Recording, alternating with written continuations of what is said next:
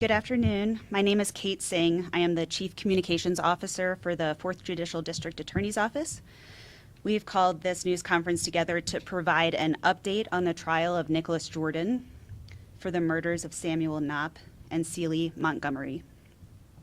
We're joined today by our trial team, which includes District Attorney Michael Allen, Chief Deputy District Attorney Tony Joya, Deputy District Attorney Robert Willett, DA Investigator Shelby Zortman, our paralegals TJ Brickle, Brandy Lance, and Kim Danilick, Victim Support Specialist Kimberly Sorrells, Legal Specialist Madison Morin. Also here to represent the lead investigative agency on this case is Colorado Springs Police Chief Adrian Vasquez. The additional people standing with us this afternoon are family members of Samuel Knopp and Celie Montgomery. While we anticipate media will ask questions, we ask that you not direct any of those questions to family members. With that, I will introduce District Attorney Michael Allen. Thank you, Kate. On the morning of February 16, 2024, our community awoke to the horrific details of a double murder that occurred on the UCCS campus hours earlier. As the investigation unfolded, we all learned that two beautiful young people had been killed in a dorm bedroom. Everyone was shocked to learn why. A senseless roommate dispute had escalated to double murder. Samuel Knopp, a talented musician and UCCS student finishing his undergraduate degree, and Celie Montgomery, a fiercely independent and beautiful young mother of two, were tragically killed in a cowardly attack that occurred while they slept in bed. Today, thankfully, justice was served for Sam and Celie. The defendant, charged with those murders, was found guilty of all charges and was then sentenced by the court to 2 life in prison without parole sentences running consecutively. He was also convicted of a separate count of misdemeanor menacing stemming from a death threat the defendant delivered to Sam on January 15, 2024. I want to thank some specific people and agencies. First and foremost, obviously, the UCCS leadership and community were fully supportive of the investigation and prosecution effort. I also want to specifically thank UCCS Police Chief Diana Cooley and the UCCS Police for their efforts in this case. Chief Vasquez, a tireless public servant and good friend, and everyone associated with this investigation continue to set the bar extremely high. They work tirelessly to investigate violent crime and help us bring evildoers to justice. I also want to point out the hard work put in by lead detective Ed Crowfoot, who also is a great friend of mine. His efforts can never be matched in the search for justice in this case. The DA prosecution team, already mentioned by Kate Singh, worked tirelessly for many months to achieve these verdicts. We were led by Chief Deputy DA Tony Joya, and the team included DDA Bob Willett, TJ Brickle, Kim Danilick, Shelby Zortman, Kimberly Sorrells, and Madison Moran. I also want to thank the Colorado Bureau of Investigations, the Metro Crime Lab, and the El Paso County Coroner's Office. And then we also extend extreme gratitude to the families of Sam and Celie. Their perseverance and strength were particularly commendable. And this verdict would not have been possible without your unwavering support. And then finally, and perhaps most importantly, I want to thank the jury. These 13 citizens were plucked from their everyday lives and listened intently to troubling evidence to reach their verdicts. Citizen jurors truly serve as the heart and soul of the criminal justice system, and their anonymous impact is priceless. I want to now turn it over to Chief Vasquez. Thank you, Chief. Thank you, DA Allen, and thank you all for being here to cover this important finding today. Today, and Michael covered this really well. Today, justice was served for 2 young lives, tragically and senselessly taken far too soon.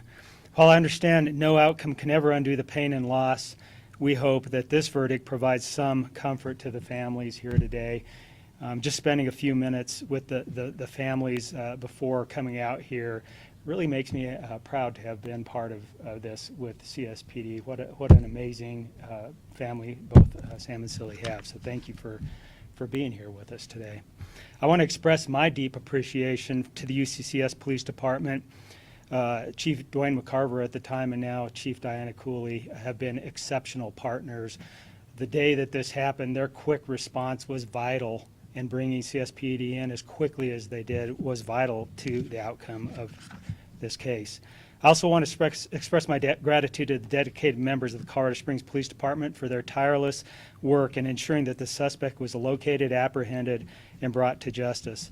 As well, DA Allen and his team have been exceptional, as they always are, not only in their compassion in how they approach investigations and prosecutions, because they are truly a partner with us from the moment something like this happens and we respond. DA Allen's team are right beside us through the prosecution. Truly a tremendous job on this case and this strategy. This is yet another example of the strength of collaboration across agencies, of the great relationships that we have, and of our relentless pursuit of truth and justice by all involved. When you commit an act of violence like this in the 4th Judicial District, we will collectively do everything in our power to pursue you and bring you to justice, and this is a great example of that. To the families of Sam and Seeley, please know that our thoughts remain with you. It doesn't stop today. Today, we really celebrate a great job, but you mourn and mourn and mourn, and we're mourning with you, and we are here, and you will be in our thoughts and prayers. As a department, we remain committed to doing our role in building our community where everyone feels safe. It is vital to a thriving city that we have a team like this behind acts like this. We will continue to pursue justice for victims in our future. To Sam and Silly, you will not be forgotten. Thank you so much.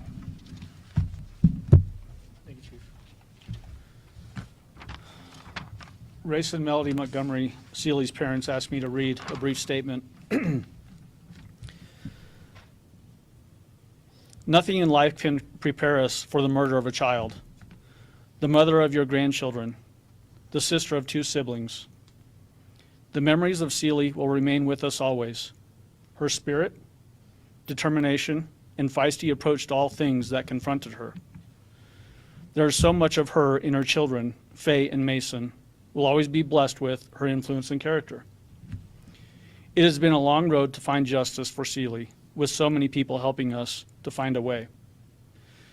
Thanks to all of our family, friends, and everyone who worked so hard to get us to this time and place, where anger lessens and healing can begin. And again, that comes from Race and Melody Montgomery, Seeley's parents. And I also want to echo what Chief Vasquez just said. This journey doesn't end today for you all, and we will be there with you anytime. Reach out to us. With that, I think I'm going to turn it back over to Kate Singh. I have one more statement to share. This is from Sam's family. The family of Sam Knopp wishes to express their heartfelt thanks for the diligence and professionalism from all of the agencies who came together in support of this investigation to bring justice for Sam and Seeley. We can open up right now for some questions. I understand Nicholas Jordan is facing an assault charge as well. Can you talk about the status of that case too? Yeah, thanks for that question. The question, in case anybody didn't hear it, was obviously the defendant in the double murder case also has a pending assault case. That case is actually set for trial. Because it's a pending case, we can't talk a lot about it.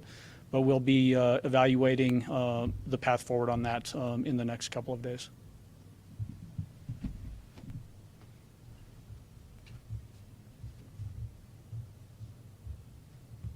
Questions from anyone else? I guess another one, UCCS, their role, kind of as this case has played out, how have they been partners with you guys? Yeah, UCCS obviously woke up on February 16th to the same horror that everybody else did, that 2 young people were killed on their campus and in a dorm. Their response had to be a couple of different ways. It had to be, one, focused on the investigative effort that was handed over to CSPD to bring home, but then also to heal the community and to, to really examine what had happened. And I think they've done a commendable job on both of those fronts.